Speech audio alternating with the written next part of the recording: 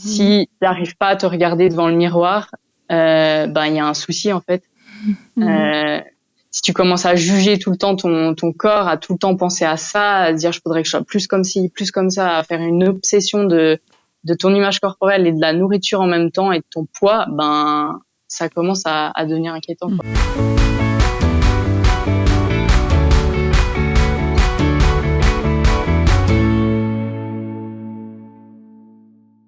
Bonjour et bienvenue dans la table avec Annabelle. Je suis contente de vous retrouver aujourd'hui. On va parler des troubles alimentaires et on aura Charlotte qui a souffert d'anorexie mentale pendant 2 ans. Elle va nous raconter son histoire, son parcours et surtout comment elle s'en est sortie, comment elle a pu expérimenter la guérison. Et je suis avec Aurélie et Laure. Salut les filles. Salut Annabelle. Un beau sujet, pas dans le sens où c'est un sujet forcément joyeux, mais c'est un sujet qui est, je crois, très intéressant et qui est d'actualité aussi par rapport à ce que peuvent vivre certaines femmes. Et non pas que ce soit forcément un sujet tabou, parce que je pense qu'on en parle quand même, qu'on peut quand même assez en parler, mais il n'y a pas forcément une approche aussi chrétienne d'un point de vue de la foi, parce que c'est pas le genre de message que tu vas faire forcément un dimanche, mais n'empêche que c'est quand tu passes par un trouble alimentaire, ça peut être quelque chose de hyper douloureux et puis au final de très solitaire. Donc aujourd'hui, on veut pouvoir mettre des mots sur certaines choses. On aura aussi une vidéo de Rachel Dufour qui va pouvoir aussi nous expliquer ça ressemble à quoi une addiction, comment est-ce qu'on peut reconnaître si on a une addiction. Et je crois que ça va permettre de pouvoir s'évaluer, parce que quelquefois on peut être dans la peur extrême. Peut-être que je souffre d'un trouble alimentaire alors que c'est pas le cas, c'est juste un manque de maîtrise de soi. Et puis quelquefois on peut être très négligent et puis se rendre compte maintenant en fait j'ai besoin d'aide, j'ai besoin de m'en sortir, c'est pas possible que je continue comme ça parce que je suis en danger et où l'entourage me le dit que je suis en danger. Donc voilà, pas mal de choses aujourd'hui. Ouais, je trouve que c'est vraiment super intéressant d'aborder ce sujet-là parce que voilà, en tant que femme, parfois justement on se pose des questions sur notre façon d'être. On a déjà parlé de l'estime de soi et quelquefois ça a vraiment trait à ce qu'on mange aussi. Et c'est important d'en parler et c'est important de reconnaître à quel stade on est. Parce que comme tu disais, oui, parfois on peut manger et d'une certaine manière et penser qu'on a un trouble alors que c'est juste de l'indiscipline. Tu vois, moi ça m'est déjà arrivé de penser que pourquoi est-ce que je mange autant dans cette période de ma vie? Est-ce qu'il y a quelque chose qui me dérange? Mais en fait non. Il fallait juste arrêter de manger de cette manière-là. Il fallait juste changer, tu vois. Et par contre, quand on regarde aussi certaines histoires, on voit qu'il y a des personnes qui avaient vraiment des troubles alimentaires. Et ces personnes-là, parfois, c'est pas elles qui tirent vite la conclusion que c'est un trouble. Il faut vraiment qu'on les secoue parfois pour dire, mais là, tu vois pas que dans ta façon de te nourrir, chaque fois tu fais telle chose, etc. Ou alors tu ne manges pas assez. Ou alors peut-être quand tu finis de manger, pour certains, tu te vomis, etc. Donc, pour ces cas-là, parfois, il faut carrément aller les chercher pour leur mettre à l'évidence qu'en fait, il y a un trouble quelque part. Donc, c'est important de vraiment se poser les vraies questions, en fait. Ouais, non, c'est vraiment un bon sujet qui, oui, c'est vrai qu'on en parle et en même temps, on n'en parle pas beaucoup, en fait, de ce sujet-là.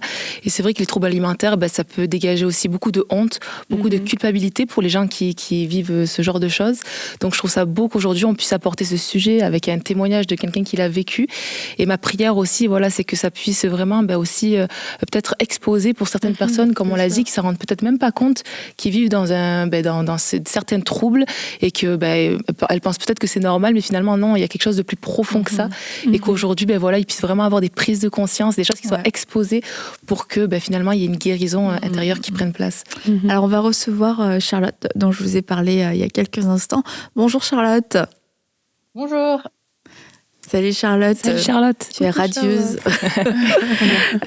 Donc Charlotte, c'est ça, on t'a invitée aujourd'hui autour de la table parce que toi-même tu es passée par une phase d'anorexie mentale pendant 2 ans, il y a maintenant plusieurs années.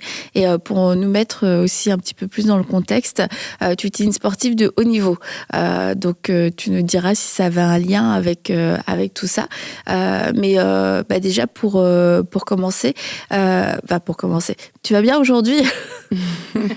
Ça va super, merci. Je suis contente d'être avec vous et de pouvoir parler de ce sujet. Et donc, il y a quelques années, t'as été, est-ce qu'on dit diagnostiqué? Est-ce que on peut le dire comme ça ou pas? Oui, tu peux, ouais. C'est de poser un mot dessus, oui, ouais. Et en fait, toi, donc comme je disais, tu étais sportive de haut niveau. Et est-ce que ça avait un lien justement avec le fait que tu sois tombée dans l'anorexie, le fait que tu sois très sportive?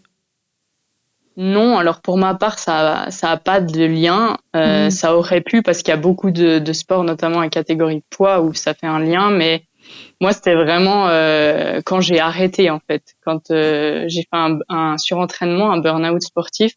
Puis c'est au moment où j'ai arrêté qu'après tout a dégringolé, où je suis passée par dépression, puis anorexie mentale.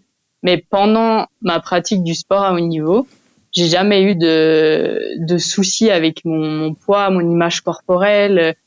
Donc c'était pas un problème pour moi, quoi. Ok, d'accord. Et du coup, donc, tu as fait un burn-out, une dépression. Et est-ce que tu sais s'il y a eu un élément déclencheur qui t'a poussé vers l'anorexie?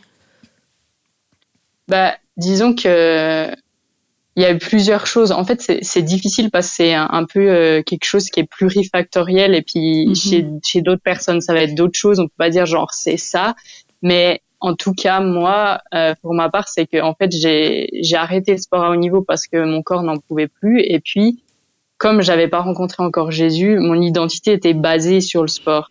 Donc, il y a un moment donné, quand t'arrêtes le truc sur lequel tu bases ton identité, bah, tu vas chercher à le baser sur autre chose. Et en fait, c'est ce que j'ai fait avec la nourriture. Alors, pourquoi la nourriture? Il peut y avoir plein de liens, mais en fait, il faut savoir que dans cette même période, j'étais atteinte de la maladie de Lyme et en fait, je cherchais à la soigner par le jeûne thérapeutique. D'accord. Et puis, du coup, j'ai commencé à jeûner et je pense que le jeûne, en parallèle avec cette recherche d'identité, a fait que tout de suite, je me suis greffée sur cet aspect alimentaire. Puis j'ai commencé en fait à planifier mes prises alimentaires comme je planifiais mes entraînements et mes compétitions en fait. Ok, ouais. Et au bout de combien de temps t'as eu comme des alertes que t'étais en train de glisser? Bah, c'est long. Je dirais au bout de 2 ans et demi, parce que en fait, ce qu'il faut savoir, c'est que c'est vraiment quelque chose d'inconscient et que nos comportements, quand on est dans cette pathologie-là, on se rend pas compte de ce qu'on fait, on est complètement aveuglé. Et nos comportements, après coup, en fait, moi, j'ai analysé, je me suis dit, mais en fait, je me comportais comme ça, je faisais ça, mais sur le moment, j'étais incapable de dire que je faisais ça ou de le voir, en fait. Donc, même si finalement l'entourage ou des gens essayent peut-être de te dire des choses, toi, t'as un peu tes œillères et puis t'entends que ce que tu veux entendre et en fait, tu veux pas l'entendre. Mais pendant ce temps-là, puisque toi, tu avais été diagnostiquée avec la maladie de Lyme, est-ce que tu avais un suivi médical? Est-ce que le corps médical autour de toi ne tirait pas la sonnette d'alarme? Bah, disons que non, parce que j'ai vu un spécialiste de cette maladie et après, j'étais pas spécialement suivie médicalement. C'est surtout mes parents et mon entourage qui ont vu et puis après qui m'ont encouragée à plus faire un suivi psychologique ou des choses comme ça. Mais j'étais pas vraiment suivie déjà en tant que sportive de haut niveau. J'avais pas un staff médical qui me suivait, donc voilà. Ok. Ouais, mais à quel moment tu en prends vraiment conscience? Je demande parce que c'est important, ton entourage t'alerte et tout, tu sembles ne pas, comme tu as dit, tu as des œillères, mais à quel moment tu prends conscience que ici, il y a peut-être un souci et qu'il faut régler ce problème-là? Bah, je pense que c'est à force de discussion un peu avec mes parents où le truc a commencé à émerger. Et puis, mais c'était pas hyper clair dans le sens, je commençais à regarder sur Internet, je regardais anorexie mentale, je regardais la définition. Puis, il y a un moment donné où je me suis dit, j'étais proche de ma rencontre avec Dieu, mais je le savais pas. Mais je pense que Oti, il était en train de faire tomber mon aveuglement, ce qui fait que tout à coup, j'étais vraie avec moi-même. Puis quand j'ai regardé la définition de l'anorexie mentale, je me dis, mais en fait, c'est tous les trucs que j'ai. Il faut que j'arrête de nier ou de chercher autre chose. C'est j'ai ce truc-là. Maintenant, pour moi, c'était pas ça le problème. Et puis, toutes les personnes qui ont des troubles du comportement alimentaire, c'est jamais le problème, en fait. Du coup, c'est un truc qui vient genre cacher ça. Et puis après, tu te dis, mais faut que je règle mon comportement. Puis en fait, c'est pas le comportement, faut régler, c'est le problème intérieur, la racine. Ouais, c'est ça. Est-ce qu'il y a des signes, justement, qui montrent qu'on est en train d'aller dans un trouble alimentaire, ou alors ça se fait naturellement? Est-ce qu'il y a des signes comme ça, on peut identifier que mais là t'es en train de dévier ou pas? Oui, alors je dirais que les signes, à partir du moment où plus de 80% de tes pensées sont tournées vers la nourriture et que ça devient une obsession, ça c'est un des signes. Maintenant, faut-il encore s'en apercevoir seul, quoi? C'est ça qui est difficile en fait. C'est que tout seul t'es dans ton truc puis tu vois pas. Après, les signes qui sont majeurs aussi, c'est cette obsession par rapport au poids et à l'image corporelle. Genre, si t'arrives pas à te regarder devant le miroir, il y a un souci en fait. Si tu commences à juger tout le temps ton corps, à tout le temps penser à ça, à dire je voudrais que je sois plus comme ci, plus comme ça, à faire une obsession de ton image corporelle et de la nourriture en même temps et de ton poids, ça commence à devenir inquiétant, quoi. Et à ce moment-là, là on te voit, t'étais haut. Est-ce que t'étais dans quel état à ce moment-là de santé? Ah là, je me suis fait hospitaliser 4 mois après cette photo. Et t'allais escalader avant. Ouais, mais en fait, c'était assez fou parce que c'était le seul sport et c'était un échappatoire pour moi parce que je me sentais hyper légère et du coup, ça me faisait croire que j'étais hyper bien. Et puis, du coup, c'était le seul sport que je pouvais comme pratiquer et puis me sentir bien. Et puis à la fois... T'étais pas épuisée?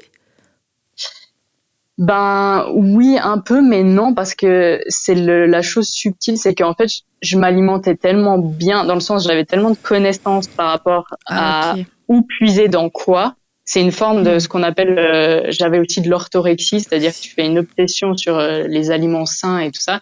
Puis j'avais énormément de connaissances, ce qui fait qu'à chaque fois que je faisais des prises de sang, on me disait, si t'as des carences, on t'hospitalise, sauf que j'avais jamais de carences parce que j'étais sur le fil tout le temps, quoi, en fait. Et à quoi ça ressemblait un petit peu à ce moment-là ton quotidien? Parce que tu parles d'être obnubilé, obsédé par la pensée de la nourriture, la connaissance de la nourriture, chaque aliment, etc. Du coup, toi, une journée type, ça commençait comment? Est-ce que tu te pèses tous les jours, plusieurs fois par jour? Comment tu prépares tes repas? Comment tu choisis tes temps d'alimentation? Disons que j'étais à l'université à ce moment-là, donc j'avais aussi les cours à gérer. Donc déjà, moi, je me levais le matin, c'était hors de question que je mange avant midi, au moins. Donc j'avais cette planif-là dans ma tête. Après, il y avait un resto universitaire qui était très sain et tout ça. Et puis je pesais un peu les aliments, les trucs. Puis j'avais développé quelque chose, et ça, c'est aussi typiquement lié à la pathologie, ça arrive pas tout le temps, mais je commençais à manger avec les doigts. Et en fait, je prenais plus les fourchettes, mais je mangeais des toutes petites pincées avec les doigts. Je sais pas, ça devait me rassurer de manger un tout petit peu, quoi.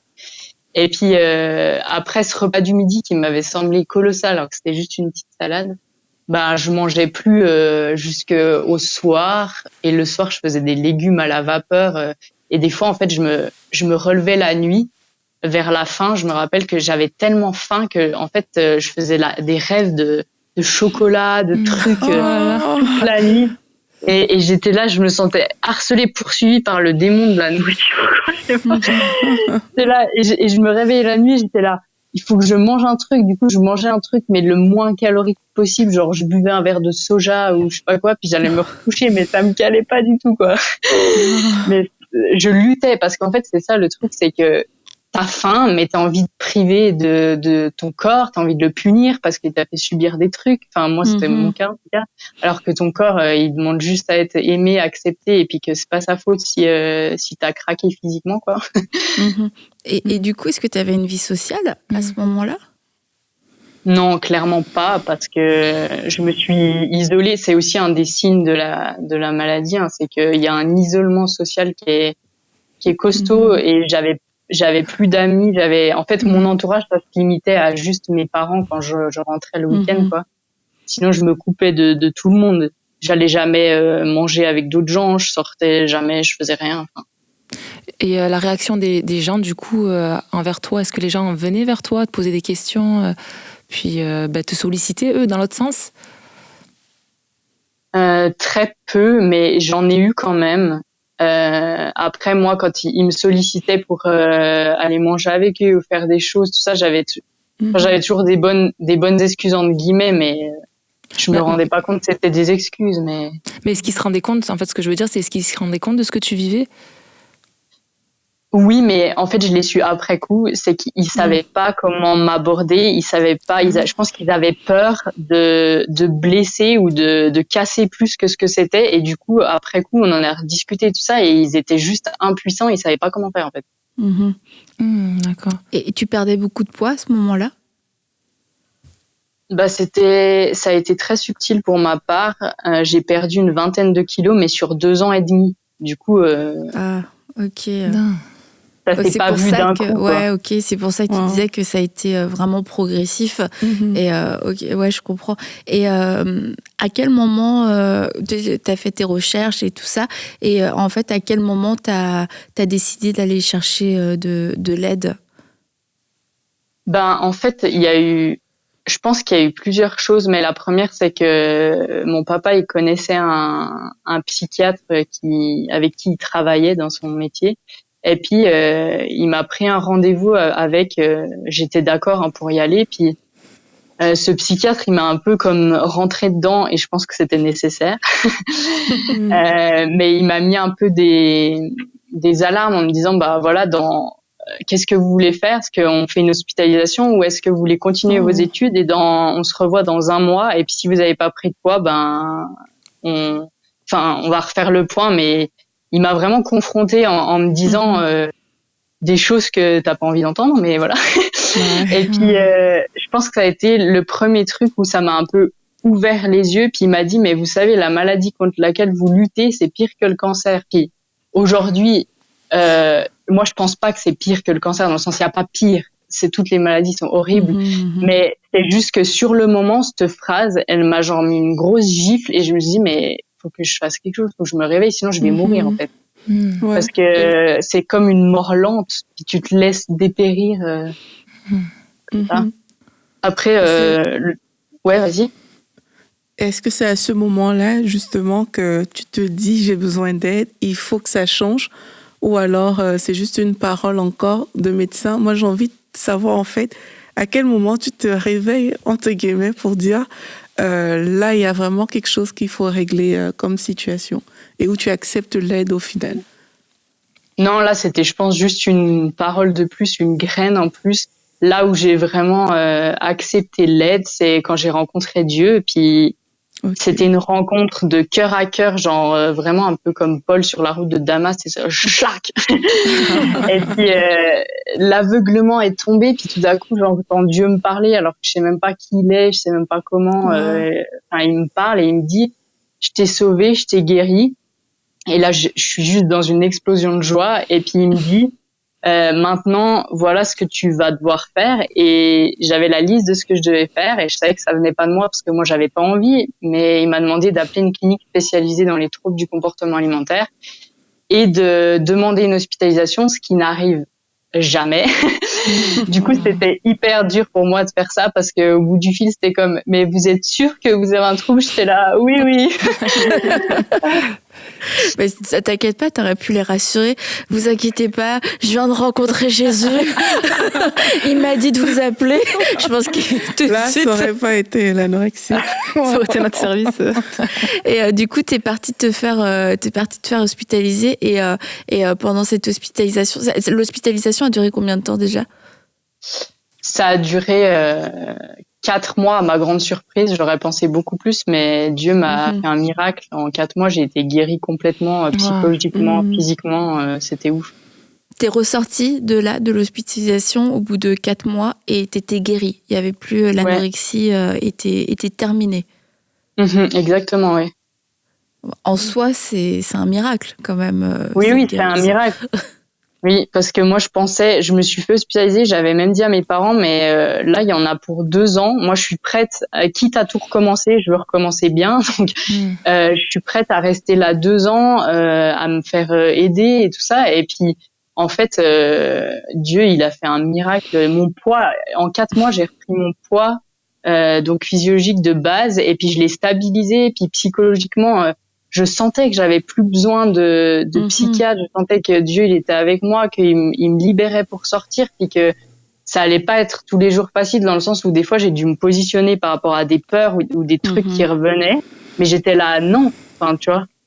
Et j'étais assez enracinée pour le faire.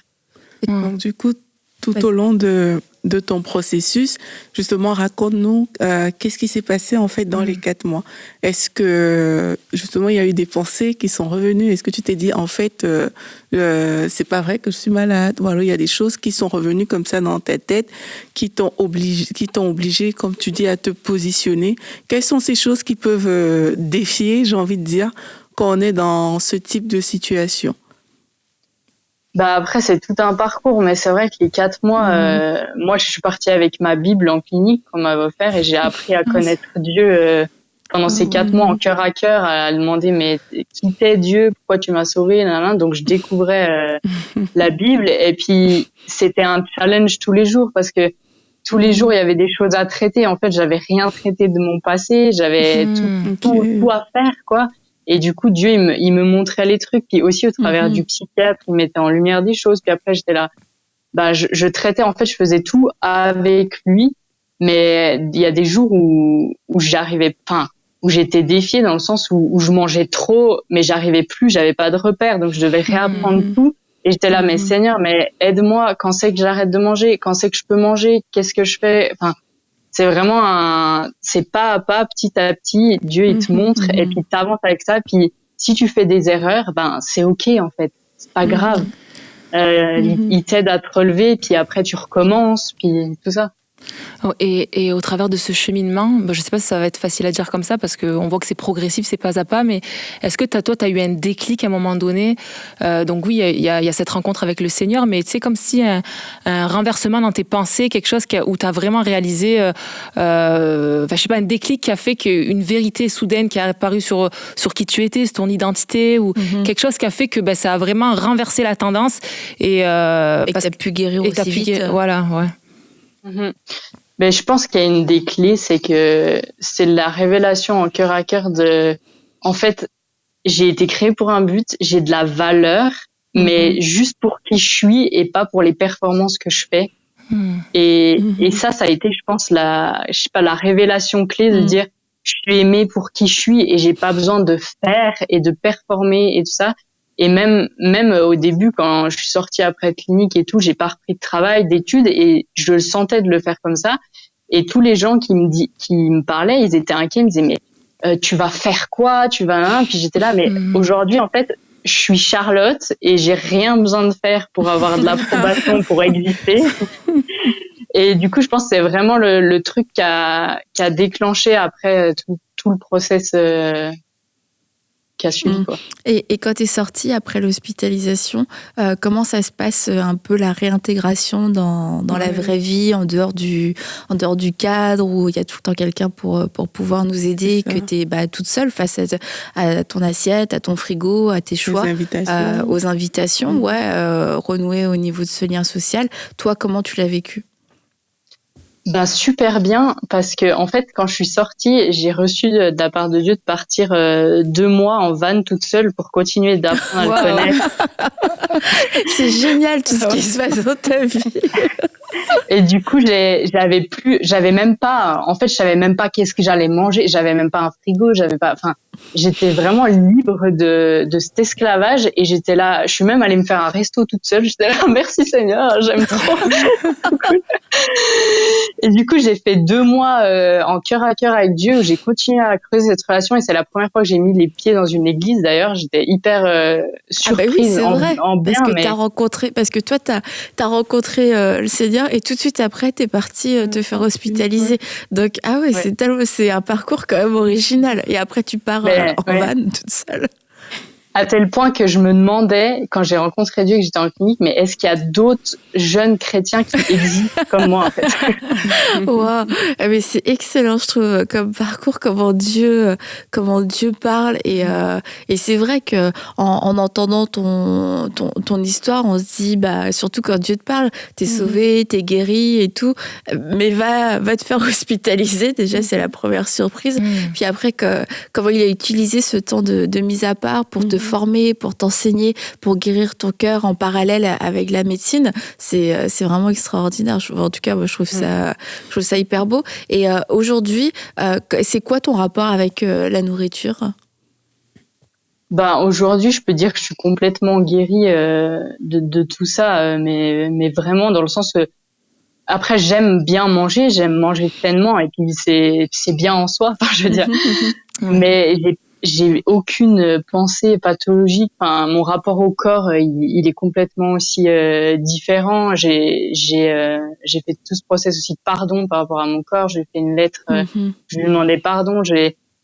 Les 2 trucs en parallèle, en fait, le corps, la nourriture, ça a avancé ensemble. Et puis aujourd'hui, je suis libre de tout ça et je peux manger, enfin, de tout, quoi. Et il y a eu des moments entre aujourd'hui puis le moment où tu es sortie de la clinique où tu as senti qu'il y avait des oppressions, il y avait des pensées qui revenaient et que tu aurais pu, si tu t'étais pas accrochée, tu aurais pu peut-être te reglisser. Je pense que j'aurais pu, dans le sens où, mais c'est comme tout, je trouve, c'est une histoire de positionnement. Dieu, oui, il fait sa part, mais toi aussi, positionne-toi dans les promesses qu'il t'a données et puis dans ce qu'il veut pour ta vie. Donc, évidemment que c'était un combat. Je peux pas dire, j'ai été libre et puis il y a eu aucune pensée et puis voilà, ça restait un combat, surtout dans les débuts quand je suis sortie, où des fois j'étais là, il y avait une petite pensée qui arrivait, genre, mais t'as trop mangé là, regarde, non. Ah, mais regarde, ton corps, il reprend du poids, là. Et puis, il y a un moment, c'est, tu choisis quoi? Tu choisis la vie ou la mort? Puis moi, j'étais comme là, je choisis la vie, et puis je renonce au mensonge que je suis trop grosse, je renonce au mensonge que j'ai trop mangé, et puis je me positionnais, quoi. C'est extraordinaire.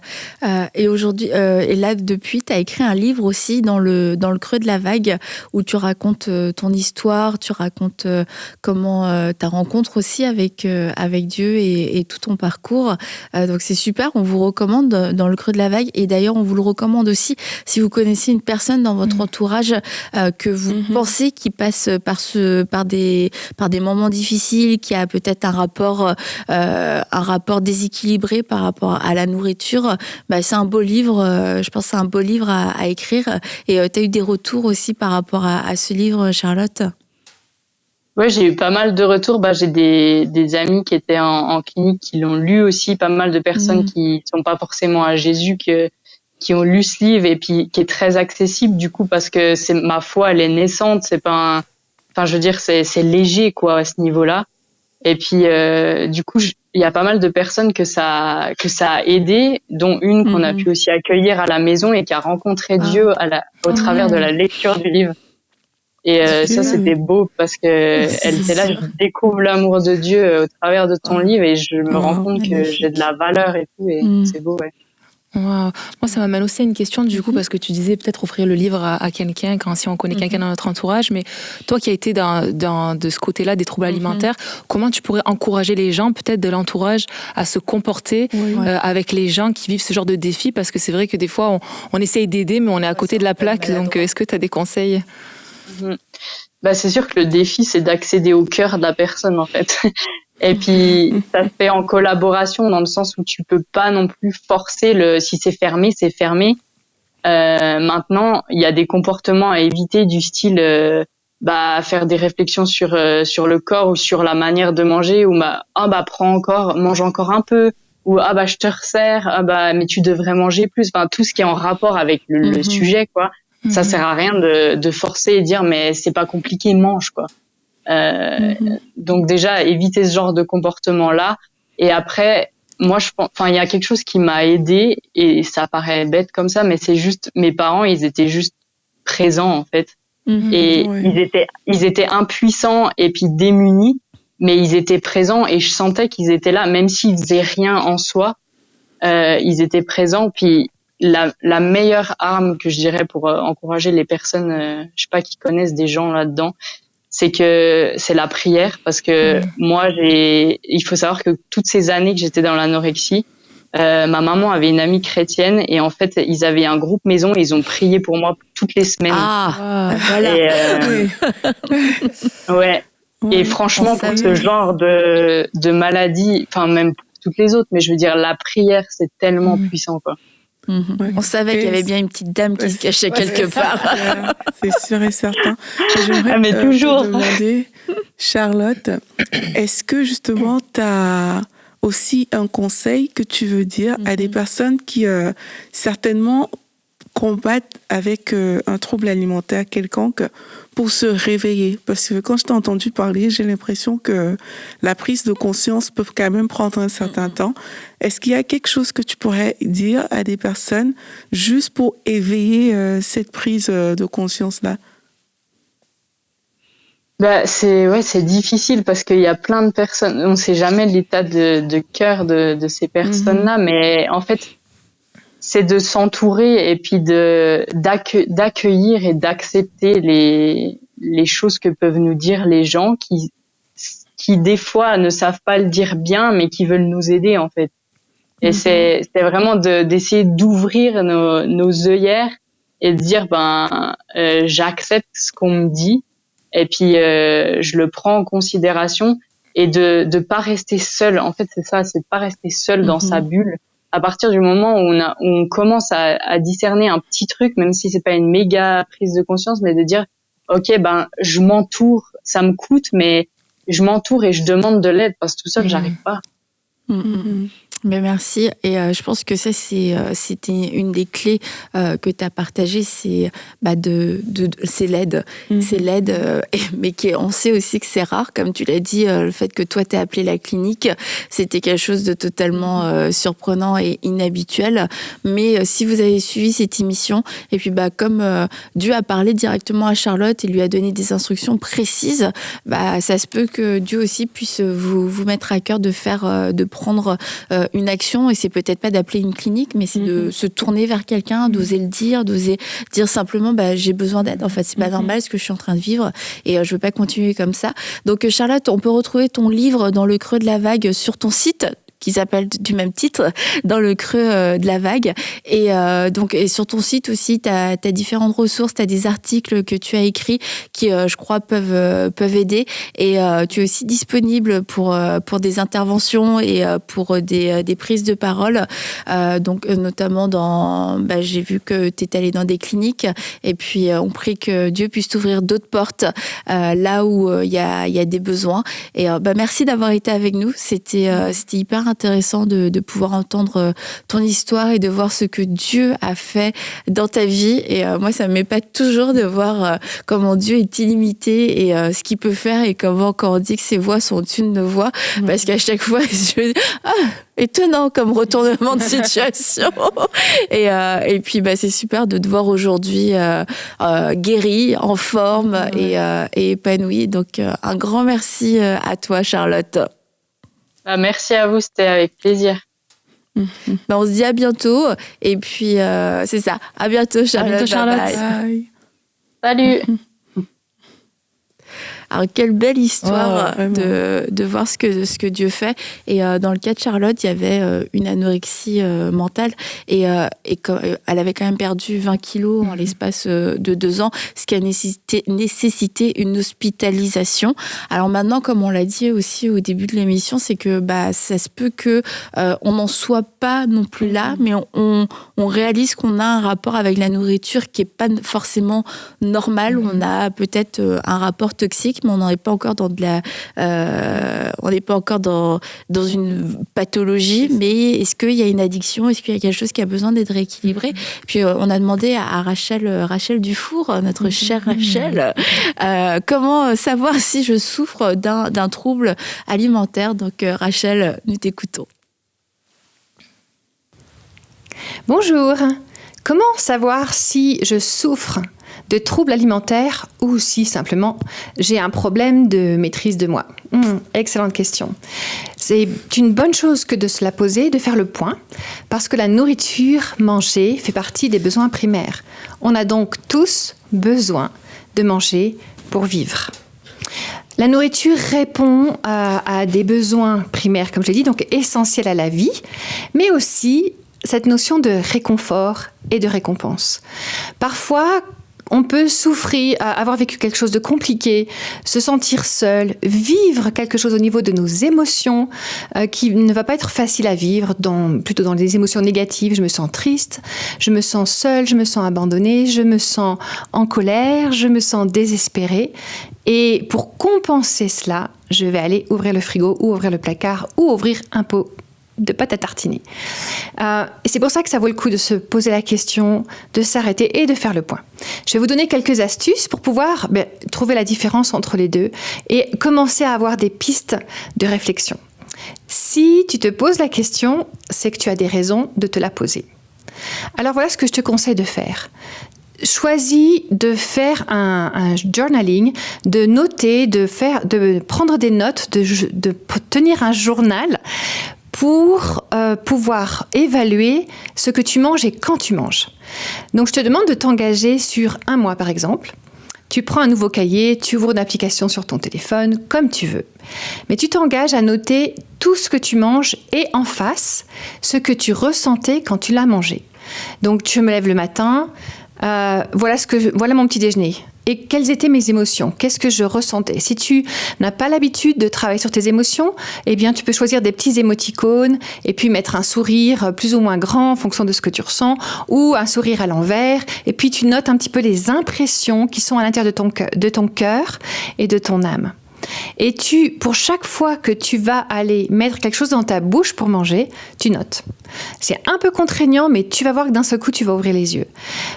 Tu notes à chaque fois ce que tu manges, la quantité, l'heure à laquelle il est et les émotions. Et si tu veux aller un peu plus loin, en face des émotions, tu peux noter les événements qui se sont passés. Si tu es étudiante ou étudiant, par exemple, tu as eu une mauvaise note à l'école, tu as eu une mauvaise nouvelle au bureau, au boulot, tu as eu une dispute avec quelqu'un de proche ou un ami, une amie, etc. Et du coup, ça a déclenché de la tristesse, de la colère, et du coup, tu as mangé quelque chose. Une fois que tu auras fait ça, tu regardes avec le recul sur 1 mois ce qui s'est passé. Est-ce que tu as mangé à chaque fois que tu as essayé de compenser quelque chose au niveau de tes émotions qui était insurmontable, qui te semblait être violent en fait? Il y avait cette notion de « c'est plus fort que moi, je ne sais pas comment gérer, donc je vais me consoler avec la nourriture ». Si c'est ça que tu as pu observer pendant ton mois d'observation, eh bien oui, tu es dans une situation où tu vas avoir besoin d'une aide extérieure parce qu'il se peut que tu sois en situation de trouble alimentaire, de trouble de l'alimentation. Et tu vas avoir besoin de quelqu'un pour travailler avec toi au niveau émotionnel, spirituel, physique, pour pouvoir aller trouver la racine de ce qui t'a causé du stress, ou qui te pose une problématique qui est la tienne, pour pouvoir amener de la guérison et réapprendre des nouvelles habitudes. Maintenant, si tu te dis non, c'est pas forcément lié à des émotions tristes, mais j'ai envie de me faire plaisir plutôt, et c'est ça que je regarde dans mon journal de l'alimentation sur 1 mois, j'ai envie de me faire plaisir, eh bien je vais t'encourager à jeûner de l'aliment clé qui est la notion de plaisir. Un exemple très simple, la pâte à tartiner, le chocolat. Je souris parce qu'en fait, c'est ce que je fais moi. J'aime trop ça, c'est trop bon, le chocolat, c'est trop bon. Et donc, régulièrement, je vais faire 1 mois sans toucher un pot de pâte à tartiner. 1 mois sans, au minimum. Essaye ça. Si tu es dans le manque de maîtrise de soi, engage-toi. Si tu as une connexion avec Dieu, fais-le pour Dieu. Mets-toi dans une situation de « je vais jeûner de cet aliment-là qui semble avoir plus de volonté que moi sur ma volonté ou une emprise sur ma volonté. Choisis de jeûner de cet aliment-là, par exemple, le pot de pâte à tartiner, pendant 1 mois pour voir si vraiment tu es en situation d'addiction ou juste un manque de maîtrise de toi. Et si tu as réussi à faire le mois entier sans ça, très bien, c'est une question de volonté. Peut-être qu'il va falloir que tu alternes ou que tu choisisses d'autres formes de chocolat ou d'autres choses qui te font plaisir. C'est bien de se faire plaisir avec ce que l'on mange, c'est très important. Mais il ne faut pas que ça devienne plus fort que nous, tout simplement. Donc voilà, des petits exercices tout simples pour pouvoir faire la différence. Et encore une fois, on comprend que avoir une alimentation qui nous permet d'être en bonne santé, nous permet de vivre, c'est bon pour notre âme, c'est bon pour notre esprit, c'est un cadeau que Dieu nous a donné. Il faut juste que ça ne devienne pas notre maître, qu'on n'en devienne pas esclave et que ça ne soit pas un substitut à une problématique au niveau de nos émotions, de notre âme que l'on aurait adopté pour pouvoir compenser quelque chose de difficile que l'on aurait vécu. En tout cas, d'une manière ou d'une autre, il y a des solutions. Ne reste pas seul face à la problématique que tu rencontres, que ça soit un manque de maîtrise de toi ou que ça soit un problème de type trouble alimentaire. Tu vas pouvoir te faire aider et en tout cas, nous, on prie pour toi. Que Dieu te bénisse dans ce voyage, dans l'exploration de ton alimentation. Merci Rachel. Merci Rachel. Et je trouve que c'est bien de faire la différence entre le trouble alimentaire qui relève du médical finalement, et puis le fait de manquer tout simplement de maîtrise de soi. Donc un journal pendant 1 mois où on écrit et puis on note les émotions qui sont reliées à ça. Et je crois que c'est bien parce que quelquefois on se rend pas compte en fait de. Non. On se rend pas compte du tout, tu vois, tu sais pas quelquefois à quel point tu manges certaines choses et ni dans quelle situation tu manges. Tu sais que j'avais remarqué que chaque fois que je finissais mes examens, quand j'étais étudiante, j'allais faire des courses, genre je vais dépenser de l'argent parce que je m'achetais plein de vêtements et j'allais manger quelque chose que j'aime tellement, tu vois. Et j'avais remarqué que c'était chaque fois que j'ai fini mes examens que ça m'arrivait. Et c'est chouette de se connaître, en fait. Et ce qui se passe, je crois, c'est qu'on ne se connaît pas toujours. Donc, le journal, ça peut aider à réaliser que, en fait, c'est dans tel type de circonstances que j'ai tendance à peut-être manger un peu trop ou manger peut-être pas assez. Donc, je pense que c'est une très bonne idée de faire ce journal. Et là, on parle de nourriture, mais j'aimerais même qu'on ouvre la discussion à plus que la nourriture par rapport à ces comportements qu'on peut avoir. Tu vois, parce que tu as dit que tu allais dépenser aussi de l'argent. et tu vois, on a des comportements qui sont quelquefois reliés à des émotions, à des états d'âme. Alors, comme Rachel le disait, on peut manger pour se faire plaisir, et puis c'est normal. Puis il y a des choses, quelquefois, c'est pour se faire plaisir. Je sais pas, tu viens de terminer une période d'examen, tu t'es beaucoup privé, t'as bien travaillé et puis t'as envie d'avoir un bon moment. Alors donc si c'est d'aller dépenser de l'argent qu'on a, pas de l'argent qu'on n'a pas, d'aller manger un bon repas, je veux dire c'est pas mauvais en soi, mais quand tu te rends compte qu'en fait dès que t'as fait ta vaisselle, tu vas aller dépenser de l'argent, tu vas t'acheter un truc sur internet parce que tu te dis j'ai fait un truc que j'ai trouvé pénible, mais tu vois en fait ça devient tout le temps une action qui apporte un comportement et finalement c'est comme le comportement va devenir de plus en plus fort, de plus en plus présent, et puis on va plus au point où on ne peut plus s'en passer. Donc ça peut être de la nourriture, ça peut être, je me souviens, c'était un pasteur qui disait que il était pas il avait jamais été contre l'alcool, et puis il buvait, il disait je buvais une bière de temps en temps, et puis c'était pour célébrer, c'était dans les bons moments, c'était un moment de détente. Il dit, mais au fur et à mesure du temps, il s'est rendu compte qu'il buvait parce que... Oui, il y avait...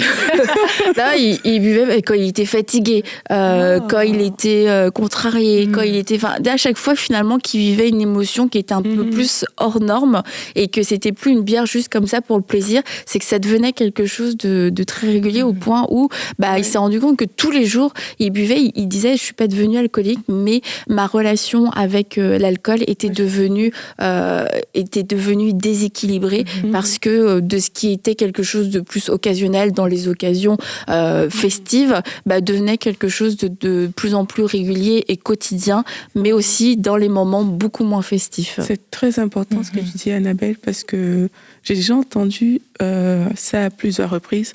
Parfois, on choisit la facilité.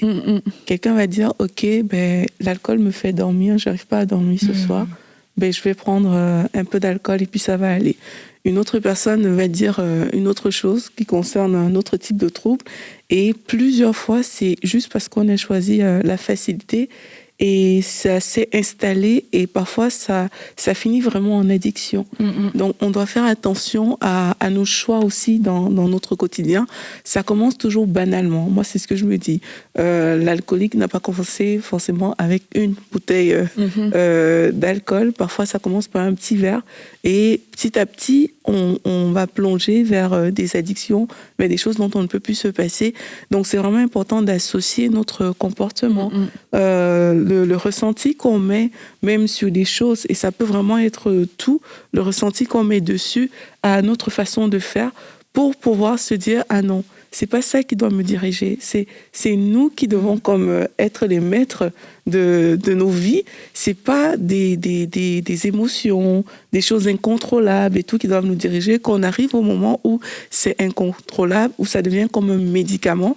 Mais là, je pense qu'il faut quand même faire attention. Un médicament, il y a un échappatoire, et puis sur le coup, ça peut faire, comme tu disais, quelqu'un qui va boire parce qu'il se dit ça m'aide à dormir, mais finalement ça devient un cercle vicieux. On ne sait plus si on boit parce qu'on veut dormir ou si on boit parce qu'on n'arrive plus à s'en passer finalement, et que au-delà du besoin peut-être auquel ça répondait au début, c'est devenu une dépendance, et c'est ce qui va aussi influencer nos choix. Et comme Charlotte le disait, c'est une des alertes, c'est quand quelque chose commence à devenir une obsession. En fait, ça prend toute ta pensée, tu y penses tout le temps, tu organises ton temps, tu te demandes comment est-ce que je vais faire pour avoir ce moment-là, que ce soit une consommation ou autre, parce que tu n'arrives pas à envisager de ne pas l'avoir, sinon c'est quelque chose qui va pas aller.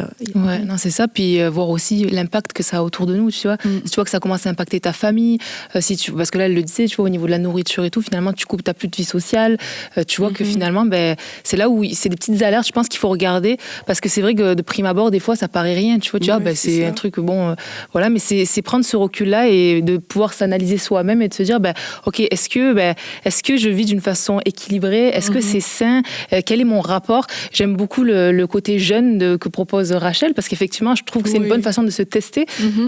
Et puis je pense, voir si t'es en manque. Non, mais et puis des fois, tu sais, on parle des choses alcool et tout, mais ça peut être le sport, tu sais. Genre, tu peux plus te passer. Bon, le sport, c'est une bonne chose, mais quand tu vois, comme la nourriture, c'est une bonne chose. Mais quand tu vois que ça prend tout ton temps, quand tu vois que non, moi je peux pas t'aider, ou tant pis, ma famille va payer pour, mais moi il faut que je fasse mon sport et tout. À un moment donné, mais pourquoi en fait? Qu'est-ce que ça cache derrière? Et aussi, bien entendu, au-delà même de l'addiction ou de l'habitude, de la dépendance, après il faut aller creuser plus loin aussi, quoi, parce que on sait aussi que derrière ça se cache quelque chose qui est pas toujours évident à voir, parce que souvent, je pense que la dépendance c'est le top de l'iceberg. C'est ça, parce que souvent ça vient combler déjà quelque chose qui est là, puis le fait de trouver ce genre de trouver quelque chose qui va venir nous remplir, ou en tout cas qui nous donne un sentiment de nous remplir, ça fait du bien sur le coup, et c'est comme ça que ça peut facilement de devenir une dépendance et que d'une personne, une personne qui n'a pas ce besoin d'être comblée, ça peut rester quelque chose de totalement occasionnel, de bien, tu sais, même de bien. Puis bizarrement, dans ma vie à moi, c'est un gouffre.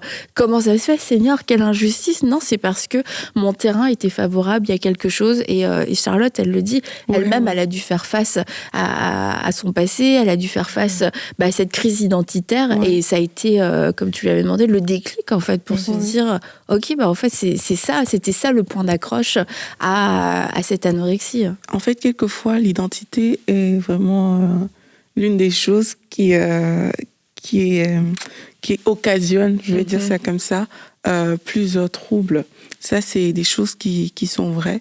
Et il faut chercher cette source intérieure qu'on veut combler et trouver la vraie façon de le combler.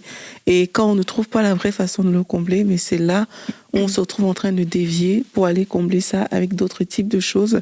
Mais c'est important de faire face aussi à sa réalité. Parfois, on se voile la face, comme Charlotte le disait. Parfois, tu veux pas juste voir, tu veux pas entendre parce que c'est douloureux, parce que ça va te ramener à cette question interne profonde que tu veux pas te poser. Mais vaut mieux se poser cette question. Elle, il a fallu peut-être ce monsieur qui l'a choqué quelque part, mais faut être vrai en fait envers soi-même et se dire, si ça se trouve, je veux peut-être éviter ça, mais il faut que je passe par là. J'ai peut-être besoin d'aide pour ça, mais il faut que je passe par là, il faut que j'accepte de me poser cette question, de mettre le doigt sur cette chose à l'intérieur de moi qui a besoin d'être comblée par toutes sortes de choses, en fait, et d'accepter de faire ce pas. Moi, je crois que c'est le plus grand pas. Quand on commence à reconnaître, vous avez vu dans l'histoire de Charlotte, qu'elle a reconnu, elle a appelé la clinique. Après, les choses vont se mettre en place. Ce ne sera pas forcément évident, comme on a vu, mais les choses commencent à se mettre en place quand on reconnaît que là, il y a un souci, il faut que je le règle. Et il ne faut pas se voiler la face pour ça. Et on a ce verset qu'on entend souvent, tout m'est permis, mais tout n'est pas utile. Et je ne veux pas me laisser dominer ou asservir par quoi que ce soit. Et puis, ça fait écho aussi à certaines réponses qu'on peut avoir. Ah non, mais moi, je peux m'en passer. Je ne suis pas dépendant, je ne suis pas addict, n'importe quoi, je ne suis pas accro. Si c'est le cas, pourquoi est-ce que quelquefois on peut avoir autant de résistance à arrêter quelque chose? Si c'était si facile à arrêter. Ah non, mais je peux pas laisser. Et quand on se dit, j'ai même pas besoin d'arrêter pour savoir que je peux m'arrêter, au cas où, arrêtons pour un temps. Et ça peut être vraiment des choses qui peuvent sembler banales, mais comme on l'a dit, une dépendance n'est pas du jour au lendemain. Ça commence quelque part. Puis à partir du moment où l'entourage commence à nous faire certaines remarques, ah ouais, dis donc, toi tu passes beaucoup de temps, et ça peut être peut-être, tu sais, j'ai l'impression que tu regardes beaucoup de films en ce moment, et puis on peut se sentir tout de suite attaqué. Non, plus que les autres. C'est juste parce que je sais pas quoi. Bon, bref. Mais se dire, si l'entourage remarque, le dit, c'est qu'ils ont remarqué un changement dans nos habitudes, dans nos comportements, peut-être un excès dans certaines choses. Attention peut-être sur l'alcool. C'est de se dire, je vais choisir la maturité. Et puis, si on peut choisir l'orgueil éventuellement, ok, vous pensez que j'ai un problème, parfait. Je vais vous prouver que j'ai pas de problème parce que je peux arrêter du jour au lendemain, et peu importe, je dirais au final, Dieu va utiliser ça. Et je me souviens Kenneth Hagin disait que quand il était plus jeune, il passait devant, je pense, un magasin, puis il y avait il vendait du coca. Et en fait, tous les jours, il s'arrêtait, puis il prenait un coca, puis il s'était dit, mais attends, est-ce que ça devient une addiction? Du coup, il avait décidé d'arrêter pour un temps, comme Rachel le disait. Et il y a des choses dans nos vies, on sait que on a peut-être une tendance, parce qu'on aime cette chose-là, on a une tendance à y revenir un peu plus qu'on devrait y revenir. C'est bon, de pouvoir jeûner pour pouvoir se réguler soi-même, et puis s'assurer que on se retrouve pas dans X années avec quelque chose qui nous dépasse. Quand on sent que on dépasse, qu'on est dans un excès, qu'on n'est plus dans la maîtrise de soi-même, que c'est quelque chose qui est un peu plus fort que nous, et notre témoignage, franchement, témoignage nous le dit, tu vois. Les gens peuvent nous le dire, ça va nous énerver, mais bien souvent, déjà, le Saint-Esprit en nous va nous parler, et puis il y a cette petite voix, est-ce que tu devrais? T'es sûr? Non, tu devrais t'arrêter. Mais à force de l'étouffer, c'est vrai que on peut nous-mêmes nous justifier, puis être à l'aise avec nos comportements. Et comme on dit aussi, prévenir vaut mieux que guérir, tu vois. plutôt que de chercher les raisons pour lesquelles ce truc, tu ne veux pas l'enlever de ta vie, comme tu as dit. Essaye et puis on va voir ce que ça va donner. J'aimerais aussi encourager les personnes à s'ouvrir aussi à la vérité, sincèrement.